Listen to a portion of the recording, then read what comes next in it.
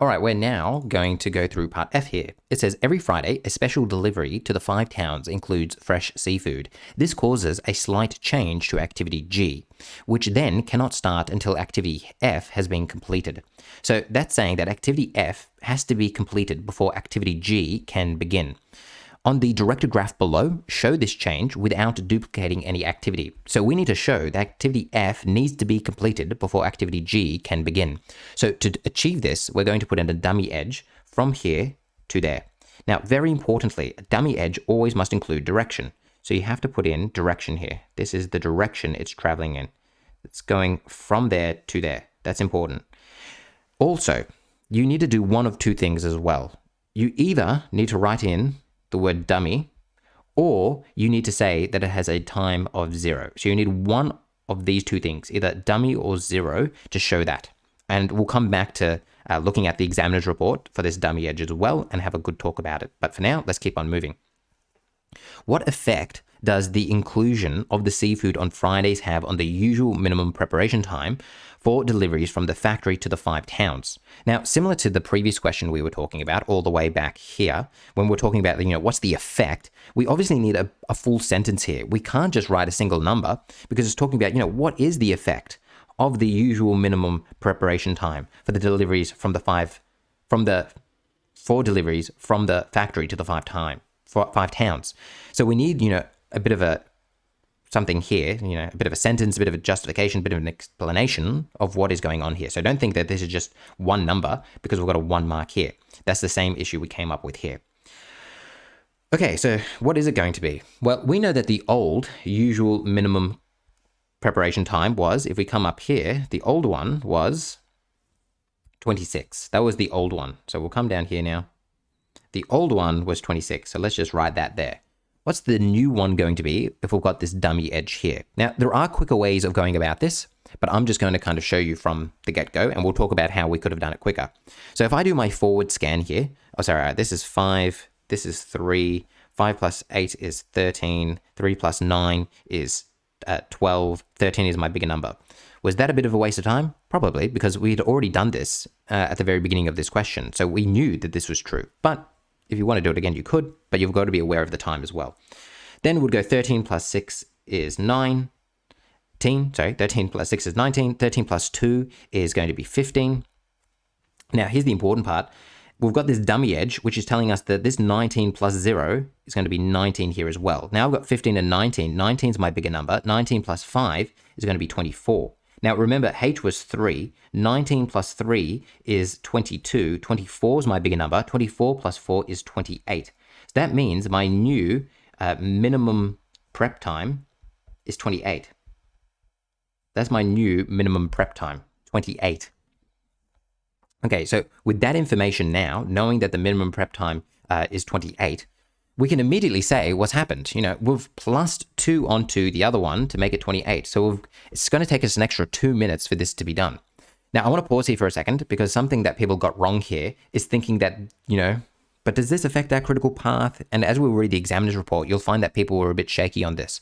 But let's think about what the critical path would be. Now, would this be something you'd necessarily do in the exam? Maybe not. We could immediately say, we've got an increase of 2 minutes to become 28 now. But let's think about what the critical path is going to be and how we would find it. So remember, we're going to do a backward scan to achieve that. 28 minus 4 is going to be 24.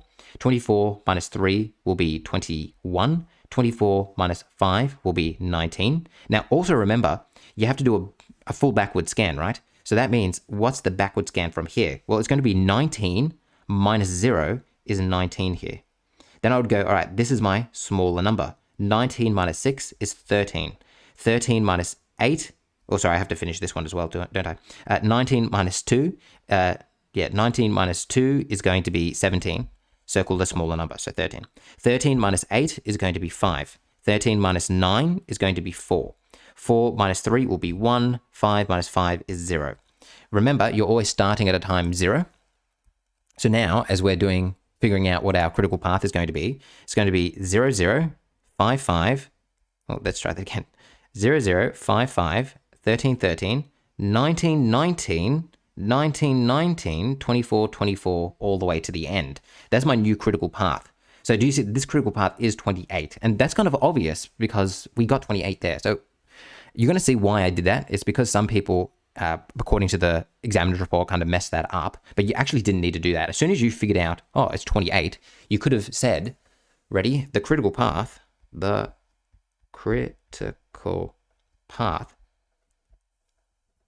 is increased